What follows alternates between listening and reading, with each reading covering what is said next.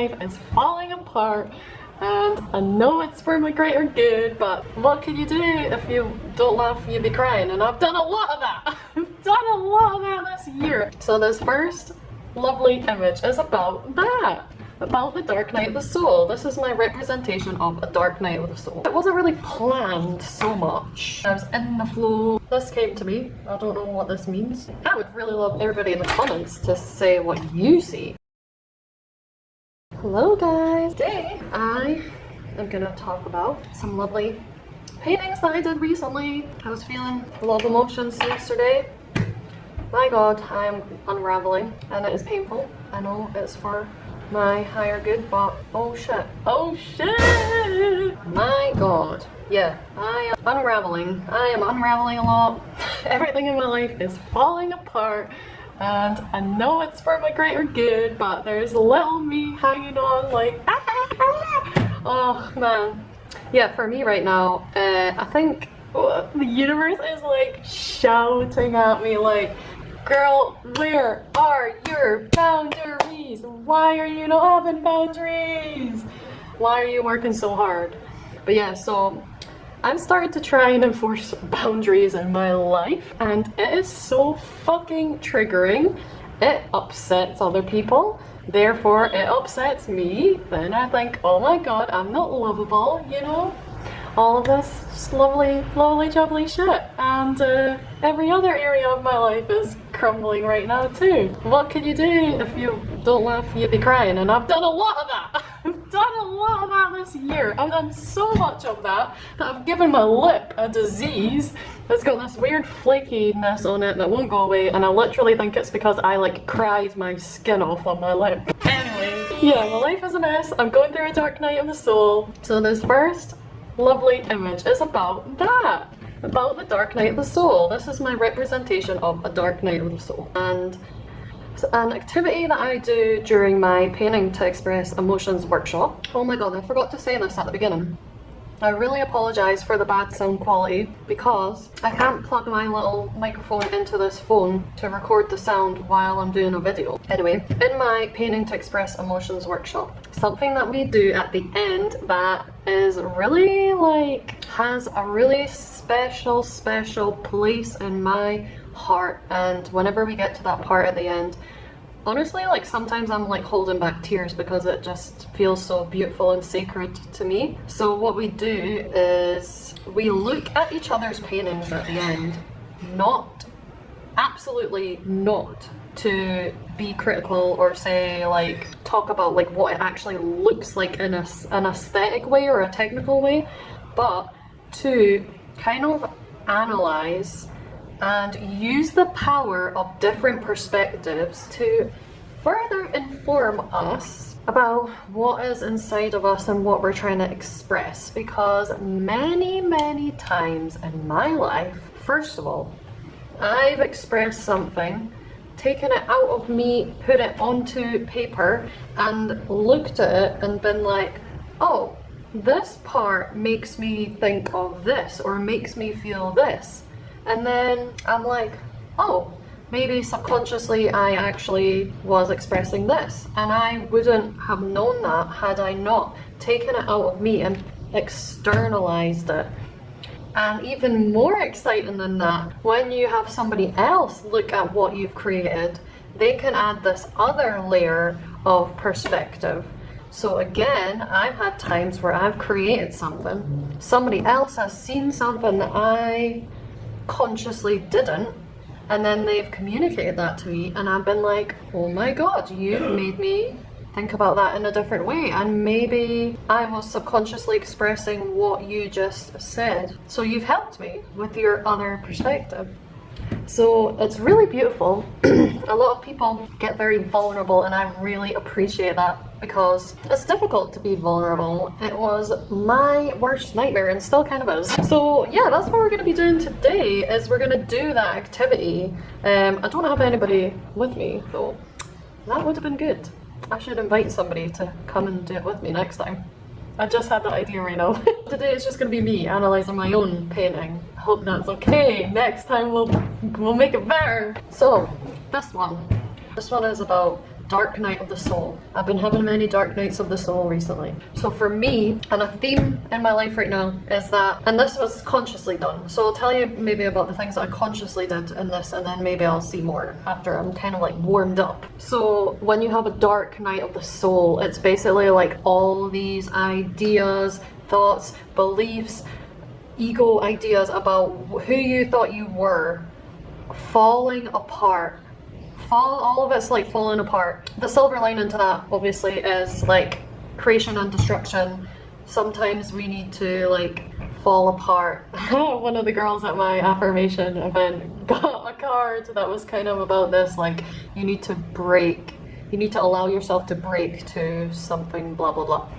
So yeah, what I did is I got like a white oil pastel, and I was kind of like drawing like basically like straight kind of jagged lines to subtly mimic glass breaking. And I knew that by putting on this white oil pastel that number one, you wouldn't be able to see it, so it was kind of difficult putting the watercolor on top, because I was like, I can't remember where I drew the lines and I can't see it anymore. I can't see it. But yeah, that I knew that once I put the watercolor on top, that it would repel that and it would kind of shine through, and that's what happens. So like here, you see these parts where the watercolor is being repelled from the white oil pastel.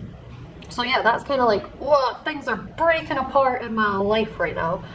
And then the colors. I mean, it's kind of self-explanatory. It's dark, it's a dark night of the soul. It's painful, but it's mystical. So like purple for me is quite mystical. Blue is like sad and deep, and yeah, so that's why the colors are like that. And this kind of like swirling movement or motion came into my head. I think maybe because like it's like we're growing, we are like healing is not linear. It's not like dude, it's kind of like you're swirling around, but you are slowly like going up. You are going up, but sometimes when you're in the little swirl at the same level, you're like, is anything getting better? I don't know. So that's kind of where the swirling motion came from. And it's kind of like darker and more intense and less transparent in the core of it here, because it's like there are so many layers to this, like to healing, and you kind of need to get into the core of it to heal it, to better. So that's why it's like more dark here, and there are kind of like wispy bits on the edges of the outside. They're like the more surface level things. Yeah, healing is layered like an onion. Oh my god, how Shrek of me. Bruh. Hashtag Shrek. And then these little like scribbly bits and dotty bits were like these. And there are so many different parts to the healing. That's why there are all these like little parts, but they're all kind of interconnected at the same time.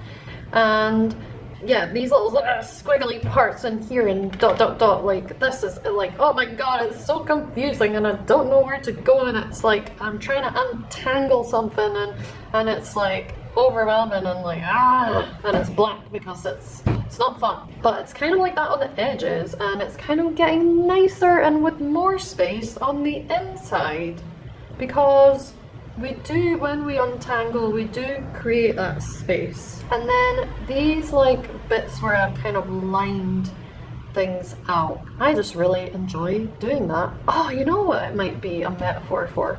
Like with watercolor, there's only so much control that you have over watercolor, and that's what's kind of beautiful about it. Like, look at these delicious edges that are darker and it's lighter in the middle. Like, that wasn't me that did that. That was the material that did that. If I tried to control that, it would be different. And in the past, I've been way in the realm of too controlled, not able to let go ever. Which makes sense because of my past. For me, this is such a journey of learning how to let go, learning that I am safe to let go and trust. But I do think that there's a balance. There is a balance, and it's like, this is a really weird example to bring up, but I recently rewatched Sex, Love and Goop by Gwyneth Paltrow. Absolutely amazing series. A lot of people talk about how do I say this? Like in sexual relationships, there has to be, they always call it a container. There's a container. If you have a container, then you feel like you can explore the realms of this container, as in like you can experiment with what you like or don't like. But having that container makes the exploring possible. Whereas if you don't have that, somebody somewhere said that you don't even, like, so say this is you and your container and you're like going right to the edges of the container exploring all this stuff, and maybe you go right to the edge and you're like, wow, that's too far, I don't like that. But if you take the container away, what actually, like, you would just assume, I would assume that people would just go even crazier, but people actually even keep it smaller and don't experiment that much at all. So the container is there to actually paradoxically give the space for exploration. So, what a weird comparison here. Well, that's what it made me think of. So it's like I am outlining the containers for exploration. I am saying, like, here's the space that I want to explore and experiment in. And it's like the line represents the control and the watercolor represents like the exploration, letting go, being creative, trusting, blah blah blah. Wow, how did I get all of that from this? How did I get all of that from this? Can I get paid for doing this? I'm having fun. Are you having fun? Oh, we've got these gold outlines, same thing. And I think that gold is about value. So the gold outlines are kind of like, yeah, this is really dark and crazy, but there is some light shining through. This is valuable. Yeah, so that's all the things that I had in my mind as I was making it, but not like, I don't know how to explain it. Not like, I'm gonna do this and then I do this. It was more like, as I was going, I was in the flow, and do you know what I mean? It wasn't really planned so much. Kind of in between planned and improvising, something there. Okay, so now looking at this, now that it's done, what can I see in this that I maybe didn't see before? God, I don't know if I can see any more. That was already a lot. One thing is maybe that, why does this look like an S? Because my name begins with S, Simone. Is it a snake? Is it like about Kundalini energy rising? Maybe. There's like this smokiness, and there's a movement in this. It's not something that's stagnant. So in the context of I'm going through a dark night of the soul, that is very comforting, because sometimes when you're in it, you're like, is this gonna get better? When is this gonna end? Whereas this is telling me, yes, Simone, we are moving, we are growing. The only constant is change. It's not going to be like this all the time. And then also, you know, looking at this, there's this horrible, deep, dark bit in here. But then these are lighter bits, and they feel like so flowy and kind of comforting. So I would really love everybody in the comments to say what you see. Okay, yeah, looking at this with fresh eyes, yep, the galaxy. Why did I not say that before? I see the galaxy. Yeah, everything is connected, but it's still like all these different pieces are separate but connected. Like us. This came to me. I don't know what this means. Like the really, really small bits, like right here, really tiny, are just as important as the bigger bits. They are all of equal importance because they all come together to make up this one thing. Every time I talk, I'm like, oh my god, the metaphors for life.